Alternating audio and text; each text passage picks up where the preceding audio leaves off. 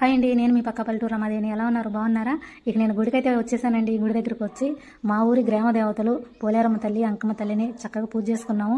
పూజ చేసుకొని తర్వాత వచ్చేసి ఇక కొబ్బరికాయలు కూడా కొట్టుకున్నామండి. నేను పొద్దున్న చెప్పాను కదండి మీకు, నేను గుడి దగ్గరికి వెళ్తున్నానండి. పాలు, బియ్యం, బెల్లం ఇచ్చిరాటానికి అని చెప్పి అవన్నీ ఇచ్చినాక అందరూ కలిపి పంగలు పెడతారండి. పెట్టినాక ఇట్లా మనం గుడికి వచ్చి కొబ్బరికాయలు కొట్టుకుంటాం కదా, కొట్టుకున్నప్పుడు మనకి ఆ పాయసం వండుతారు కదండి, ఆ పాయసం వడపప్పు మనకి ఇస్తారనమాట. అదిగోండి చూడండి, మనం ఇచ్చిన బియ్యం, పాలు, బెల్లం పంగళ్ళు పెట్టి మనకు ప్రసాదంగా మళ్ళీ పెడతారు.